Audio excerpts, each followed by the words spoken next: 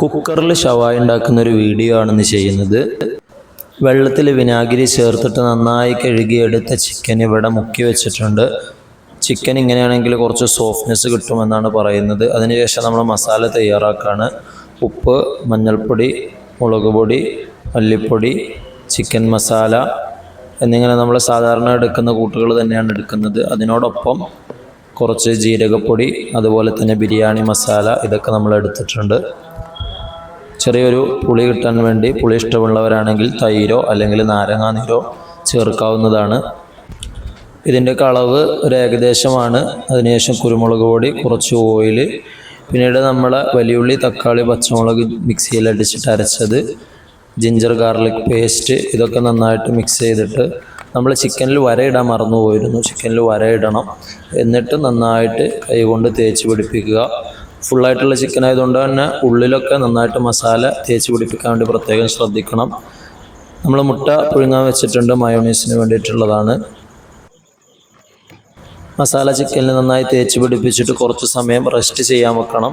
വിനാഗിരിയിൽ നമ്മൾ മുക്കി വെച്ചതുപോലെ തന്നെ മസാലയിലും കുറച്ച് സമയം നമ്മൾ ഒരു 3/4 മണിക്കൂറെങ്കിലും ചുരുങ്ങിയത് വെക്കുകയാണെങ്കിൽ മസാലയൊക്കെ നന്നായിട്ട് പിടിച്ചിട്ട് കിട്ടും.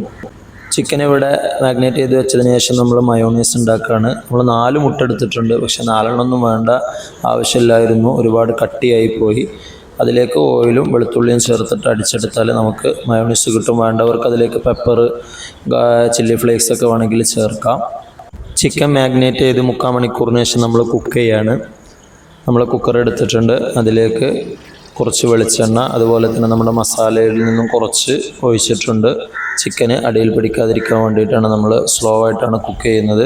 അങ്ങനെ ഏകദേശം 3/4 മണിക്കൂറോളം നമ്മൾ കുക്ക് ചെയ്തിട്ടുണ്ട്. ഇവിടെ അതിൻ്റെ ബാക്കിയുള്ള മസാല നമ്മൾ ഒന്ന് വേവിച്ചെടുക്കുകയാണ്. പക്ഷേ ഇത് ചെറിയ രീതിയിൽ പാളിപ്പോയി. അതിൽ വലിയുള്ളിയും തക്കാളിയും കുറച്ച് ഓവറായതുകൊണ്ട് മസാല നന്നായിട്ട് കിട്ടിയില്ല.